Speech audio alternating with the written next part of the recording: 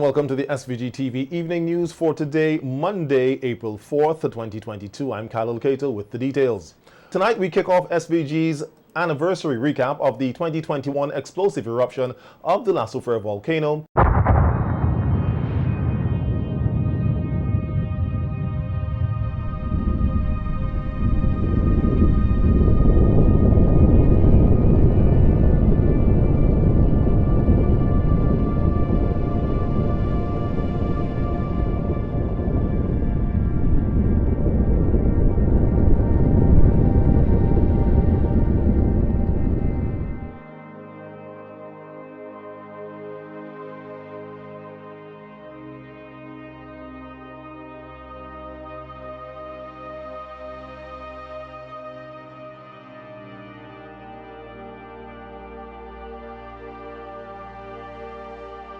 Prime Minister Dr. Ralph Gonsalves has given SVG a passing grade for its management of the 2021 explosive eruption of La Soufrière.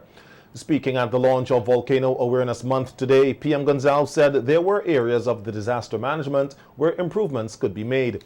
Comparing the eruption to other disasters that affected the U.S. and countries in Africa, Prime Minister Gonsalves said SVG showed true community spirit. St. Vincent and the Grenadines, we were such good Samaritans. The churches opened their doors. We have to, when sometimes we beat up on ourselves, we have to look at the things, the strengths among us, and how we work together to pull out of that difficult period. PM Gonsalves said SVG should be commended for mounting a massive evacuation of 20,000 persons from the danger zones, which did not result in any injuries or loss of life. We had a volcanic eruption, which was more serious than the one in 1902.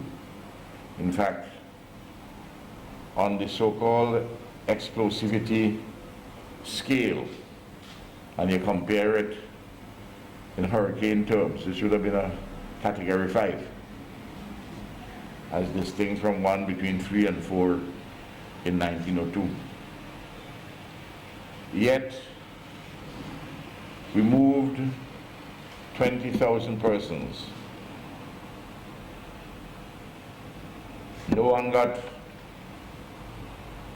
injured, no one died in the process of the evacuation. Funding cutbacks by the Trinidad government will force SVG's government to pay more to the University of the West Indies Seismic Research Center.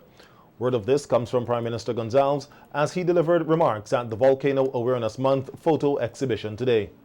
Prime Minister Gonsalves said the SVG government currently pays 400,000 EC dollars a year to the Seismic Research Center, which is responsible for the monitoring of La Soufrière. He explained to those in attendance at the launch that the Trinidad government has cut their funding to the UWI Research Center. He said his government understands the work of the research center is a priority for SVG, hence the necessary funds will be made available for it to carry out its work. I expect that we'll have to pay more for a subscription because the government of Trinidad and Tobago cut their contribution by 60%, from 5 million TT dollars to 2 million. Because the SRC is funded centrally through the Office of the Vice Chancellor. And while the government of Trinidad and Tobago have been advised, has maintained or even increased the contribution for St. Augustine proper, that those which are centrally funded, like the Seismic Research Center, they have cut back. And this is very important to us. And if we have to put in more money, so be it, because we see its importance to us. The automaticity of financing bill is to be presented in Parliament, which will allow for automatic disbursements of payments to regional institutions such as the Seismic Research Centre, which supports government in disaster management. 10 institutions, regional institutions, which are vital to us, which introduce a law called the Automaticity of Financing Act. Regional institutions automaticity of financing. So that once you make the budget number, put the budget number, it is the duty of the Director General and the Accountant General to make sure that that amount is not delivered on a voluntary basis for these 10 institutions, and SRC is one of them, but to be paid whether on a monthly or quarterly basis, however they want to pay the money, but to make sure that the financing is automatic so that we don't starve the institution of resources which we are supposed to put to it to help to protect us. Other pieces of legislation will see the revamping of the National Emergency Management Organization, NEMO. Without NEMO, none of this could have been done. And even though NEMO functions well, we are in the process of looking at the structure of NEMO and looking to see how we can revamp the legislation itself to see if we can strengthen NEMO further. Because every time you do something and you see limitations or weaknesses, you have to try and lift it more and more.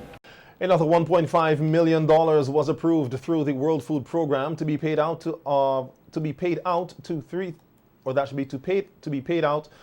3,702 families who were impacted by the April 2021 eruption of La Soufrière. Speaking on WeFM's Issues at Hand program on Sunday, Prime Minister Dr. Ralph Gonsalves noted that each family will receive a one-off payment of $400. Approved for 3,702 families through WFP. And a further one-off payment, because we are doing it.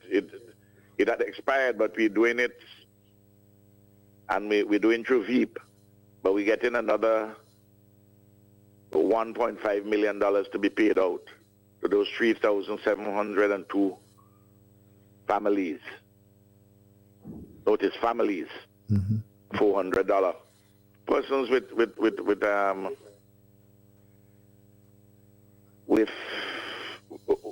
from the Soufrière. Okay. And the amount of monies we are spending is just incredible. Speaking on the persons whose homes were impacted by the eruption, the Prime Minister said though he's pleased with the progress in which their homes are being repaired, he still thinks the work should be done with a little more speed. I'm very happy to hear that we have we have the reports coming out from North Leeward about the roofs which are being repaired. And other kinds of repairs being done from La Soufrière. Even though we are doing well, I want to say it, that as Kisal will tell you, every cabinet meeting, I'm banging the table and saying, metaphorically banging and saying, listen, we're doing well, but we're not doing the best we can. We need to move faster. So while I'm pleased with that progress report, what you just gave, Cecil. Yes. So long as there is one person who doesn't have his or her house fixed yet, and the number was close to 700. Prime Minister Gonsalves also provided an update on the replacement houses and the temporary units that the government is working on for the affected families. There are some people who have done some themselves, some get some help from Red Cross, but we have poured millions of dollars in this. And we have done about 400 houses in terms of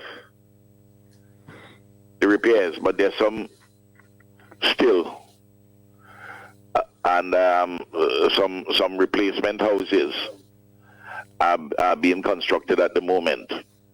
The 27 up at Orange Hill, and I just got a further report on the 41, which is we are working with with Mustique on. God, they had pledged to put $4 or $5 million towards that particular 41 project. And there are 24 houses, 24 units, temporary units, which have been put together at Sandy Bay, which Bragsa is dealing with under Montgomery Daniels' guidance. Two residents of London Sandy Bay, in an interview with SVG-TV News, recalled how the volcanic eruptions impacted their lives and how they have managed to carry on living, moving back into the red zone. The residents say 1 year on, they still have not been able to remove all the ash from their homes entirely, but they have no choice but to make their living arrangements work, as their time at the shelter has come to an end. The challenging part was, after the eruptions, was the road access. It was very difficult to come out here. The fact that all the lots came down and destroyed the roads, it was, quite difficult, and it is still affecting us to this day, because when the rivers come down, especially the one in Overland, the one in Magum, when those come down, they tend to cause a lot of traffic. School children can't get access to go to school, as well as workers, and as in a case of an emergency, that is very, it has been trying for us above the river. When the suffering happened, when it erupted, we weren't really prepared, to be quite honest. We weren't really prepared, because we are hearing that they told us where to, they must have stopped spots were, where to gather in case the suffering erupted. We arrived, well, I stayed at the very last moment because it was in the evening, and that happened to be my daughter's nation, which I was evacuated at the Richmond Park Primary School. Yes. And how many weeks or months did you spend at the shelter? Well, we evacuated on the 8th of April, and we stayed at the shelter up until August, the ending of August. That is when we were able to come home. That is that was when we were told to leave the camps, because at that time, even so, we evacuated the camp. We left the shelters. Our homes weren't ready because we had a lot of ashes to deal with, because it's my father alone. He's the patriarch of the home, and he had to do all the cleanup. He didn't have any help at the time, and he was at home back and forth, but he had to deal with cleaning up the ashes. Up to this present time, we haven't get all the ashes out of the home and around the area. Right. When it was erupted, I leave the Thursday afternoon to go to a private home. And I remember the rivers, they come and wash the whole the backyard around there. So I just I clean the front piece, and then I clean the porch. And then inside, we clean inside. And then after we didn't have any water at the same time. But after they work on the water, so the water come home back and I wash out and so. You will be cleaning? My son and myself and my daughter. Okay. Dangerous than the one before. Okay, and what you say that? Plenty of mud flow whenever see the 79.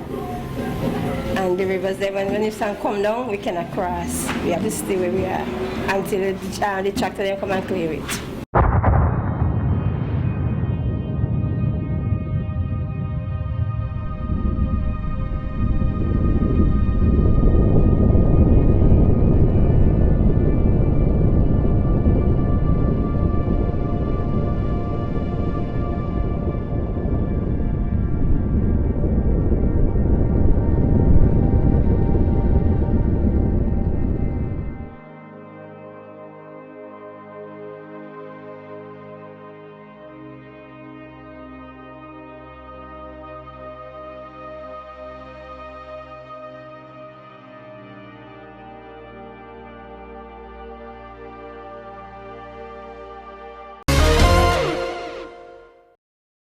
3 Vincentian nationals are among 5 crew members currently unaccounted for after a vessel capsized off the coast of Trinidad and Tobago on Saturday.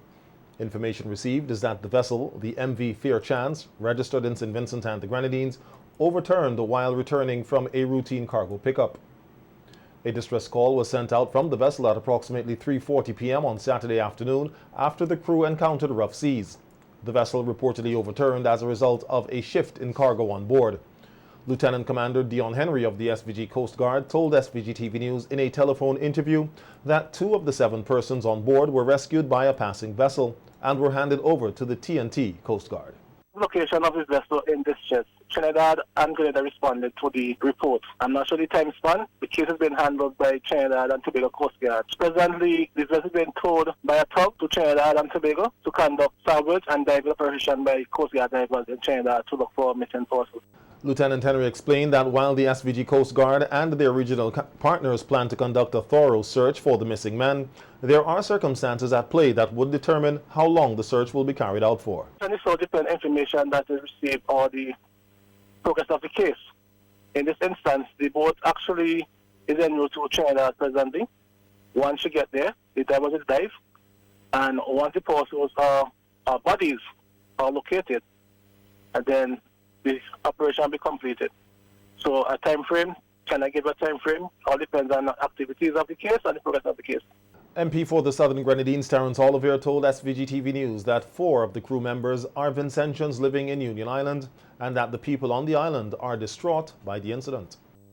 Four Vincentians. 1 have survived and the other 3 are among those who are unaccounted for. They're all from Union Island. The captain of the boat is a Grenadian, but he was married and living in Union Island. Well, the captain, his name is Dexter Chance, Owen Prescott, Quincy Batiste, and the survivor is Daryl Small, all from Union Island. Now, it's very, tragic. I think the people of the Grenadines, Union Island especially, they are shocked. I spoke to the wife and the wife of the captain, and she is taking it very hard, as I saw would be other persons on the island of Union. I think when they got the news that all activities on the island sort of come to a standstill, because, it wasn't news that people were hoping to hear in terms of a boat accident. It is very, very tragic and heartbreaking. And I have, I know these persons, I know them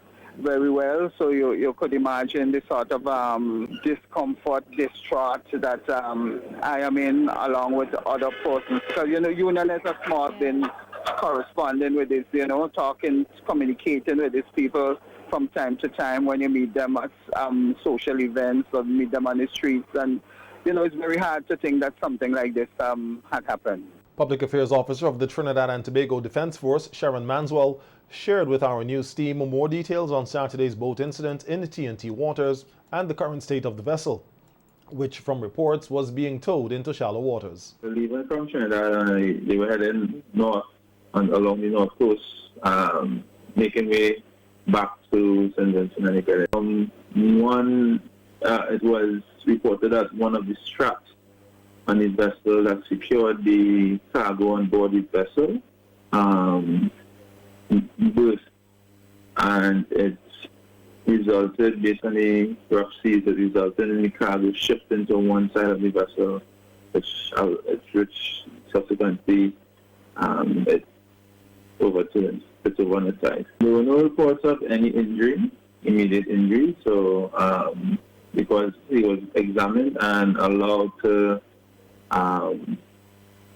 make necessary arrangements to get the vessel towed back to Trinidad and Tobago. Right, the vessel is on tow because it drifted into Venezuelan waters, so it's on tow back into Trinidad and Tobago waters. Very slowly, because we have to be mindful of the size of the vessel and the weight of the vessel. So it's being towed by a tugboat, which is being exported by the Coast Guard, the Trinidad Coast Guard, back into Port of Spain, into shallower, calmer waters, so that operations can continue, search operations. Based on information that would have been shared, if the vessel is overturned and it's still afloat, then there would be air pockets within the vessel that would allow the vessel to remain, will allow the vessel not to sink. So I can only, I cannot confirm exactly, but based on the science, if there are air pockets, the vessel will not sink. And hence the reason they're trying to get the vessel back to shallow waters to commence further investigation. 230 child abuse cases were reported to the Child Development Unit in the Ministry of Social Development last year. In light of this high number, Director of the unit, Gemma Alexander, today makes an urgent appeal for matters relating to child abuse to be in the forefront throughout the year and not only in April. Her appeal comes during the launch of today's launch of Child Abuse Awareness and Prevention Month, being observed under the theme Stand Up and Speak Out for Children, No Excuse for Child Abuse. Ensuring that children get the support they desperately need and prevent child maltreatment. Child abuse is probably the most traumatizing event a child can ever experience, which turns out to be very destructive during the child's later years of life. This is why parents, caregivers, teachers, and others who interact directly with children need to be educated on how to effectively identify and report incidents of abuse. Know the signs. It could make a tremendous difference in a child's life. Every year, the Child Development Division receives many reports of alleged abuse and neglect. In 2021, there were approximately 230 reported cases of child abuse. Of these reported cases, 20% was sexual abuse, 24% were physical and emotional abuse, and 56% were cases of neglect. Alexander said parental neglect is another very serious issue in SVG which needs urgent attention. From the data collected, children younger than 12 years of age were often victims of neglect. I would like to emphasize that parental neglect is a serious issue in St. Vincent and the Grenadines. Too many parents are leaving their children unsupervised and neglecting their responsibilities. I am aware that at times it can be difficult for parents to live up to the enormous responsibilities that come with being a parent, especially when they face financial hardship. But parenthood does not demand perfection. It requires parents to do everything in their power to protect their children from harm, seek assistance when needed, and meet their obligation in ensuring that the children are always their first priority.